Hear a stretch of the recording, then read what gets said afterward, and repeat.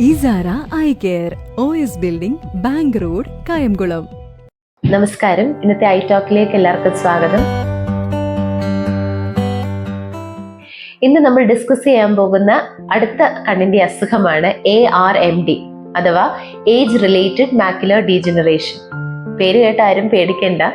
Age related എന്ന് പറയുമ്പോൾ തന്നെ നമുക്ക് മനസ്സിലാകും പ്രായം മൂലം കണ്ണിന്റെ ഞരമ്പിനെ ബാധിക്കുന്ന ഒരു അസുഖമാണ് ARMD അഥവാ ഏജ് റിലേറ്റഡ് മാക്യുലർ ഡീജനറേഷൻ.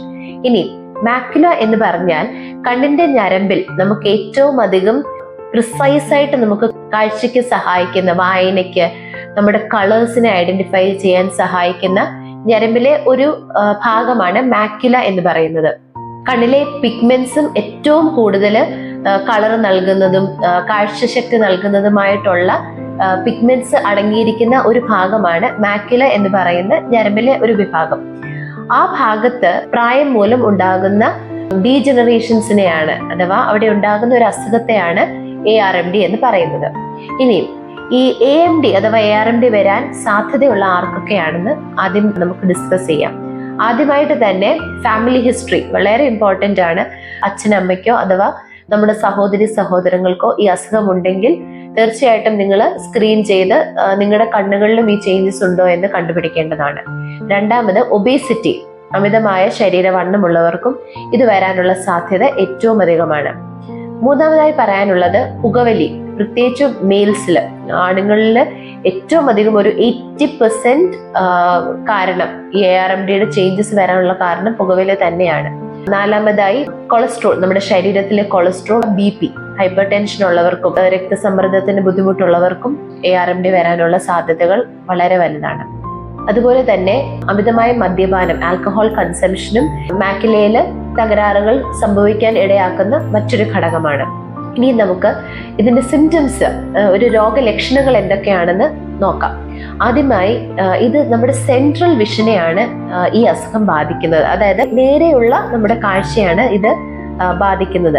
അതുകൊണ്ട് തന്നെ ചിലപ്പോൾ ചില വ്യക്തികൾ പറയും മുഖത്തോട്ട് നോക്കുമ്പോൾ മൂക്ക്, വായ, ആ ഭാഗങ്ങൾ ചില മങ്ങല് പോലെ തോന്നിക്കാറുണ്ട്. അതുമല്ലെന്നുണ്ടെങ്കിൽ വായിക്കുന്ന സമയത്ത് വെള്ളയെഴുത്തിന്റെ കണ്ണാടി വെച്ചിരുന്നിട്ട് പോലും അവർക്ക് ആ ഒരു ഷാർപ്നെസ് കിട്ടാതെ അങ്ങനെയുള്ള ബുദ്ധിമുട്ടുകളും വായിക്കുന്നവർക്കും വളരെയധികം ബുദ്ധിമുട്ടുകൾ ഉണ്ടാക്കുന്ന ഒരു അസുഖമാണ് ഈ AMD. പ്രധാനമായും 2 തരത്തിലാണ് AMD ഉള്ളത്. ഒന്ന് ഡ്രൈ AMDയും രണ്ടാമത്തത് വെറ്റ് AMDയും.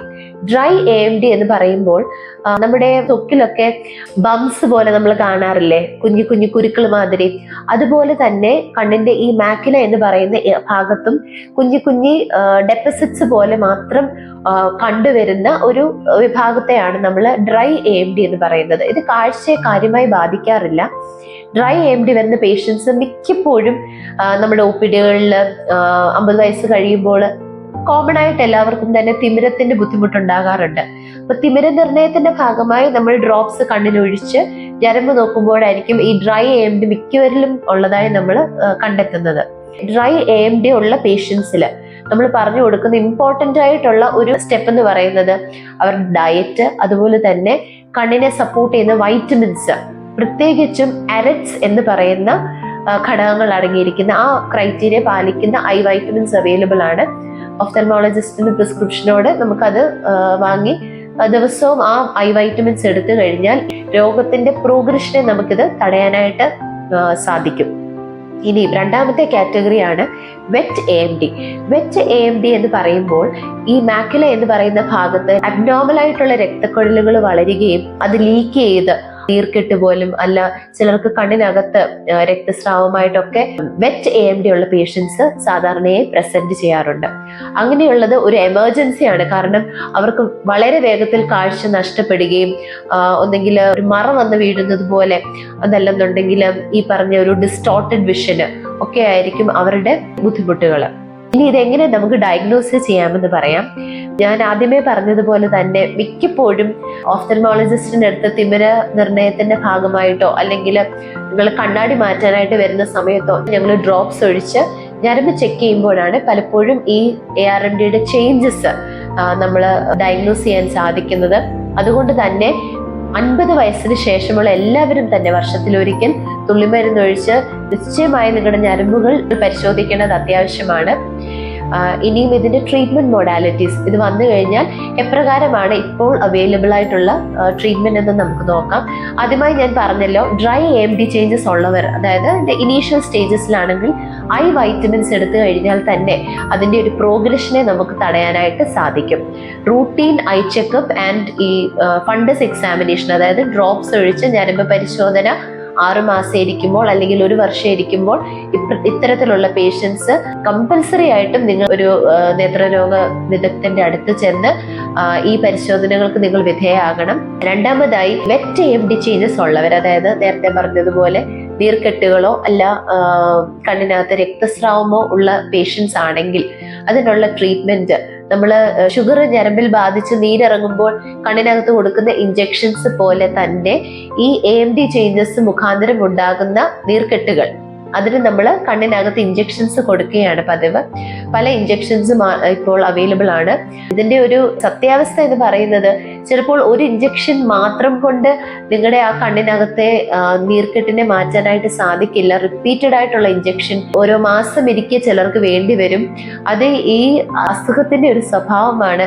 ചിലപ്പോൾ 2 ഇഞ്ചെക്ഷൻ എടുത്തിട്ടും വ്യത്യാസം വന്നില്ലോ എന്ന് പറഞ്ഞ് വിഷമിക്കുന്ന ധാരാളം പേഷ്യൻസിനെ ഞങ്ങൾ കാണാറുണ്ട്. നിങ്ങളോട് പറയാനായിട്ടുള്ള ഒരു വസ്തുത എന്ന് പറയുന്നത്, ആദ്യമേ ഞാൻ പറഞ്ഞു, പ്രായമാണ് ഇതിന്റെ ഏറ്റവും ഇമ്പോർട്ടൻറ്റ് റിസ്ക് ഫാക്ടർ. അതായത് പ്രായം മൂലം ഉണ്ടാകുന്ന ചേഞ്ചസ് ആയതുകൊണ്ട് തന്നെ നമുക്ക് ഇതിനെ തടയാനായിട്ട് സാധിക്കില്ല. ഇതിൽ വരുന്ന നീർക്കെട്ടുകളും അല്ലെങ്കിൽ രക്തസ്രാവം ഉണ്ടാകുന്ന സമയത്ത് അതിനെ കൺട്രോൾ ചെയ്യാനുള്ള ഇഞ്ചെക്ഷൻസ് നമ്മൾ കൊടുക്കുകയാണ് ചെയ്യേണ്ടത്. അതുകൊണ്ട് തന്നെ ചിലപ്പോൾ 4 5 അതിലധികമോ ഇഞ്ചെക്ഷൻസ് ഇങ്ങനെയുള്ള പേഷ്യൻസിന് വേണ്ടി വരും. ARMD പറ്റിയുള്ള കാര്യങ്ങൾ കുറച്ചെങ്കിലും നിങ്ങൾക്ക് മനസ്സിലായെന്ന് വിശ്വസിക്കുന്നു.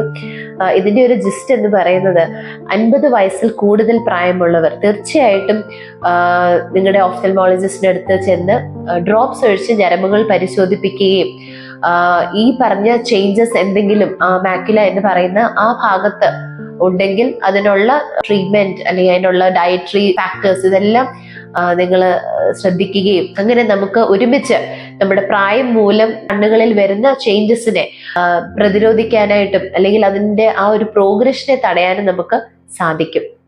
എല്ലാവർക്കും ഒരു ശുഭദിനം ആശംസിച്ചുകൊള്ളുന്നു. Thank you.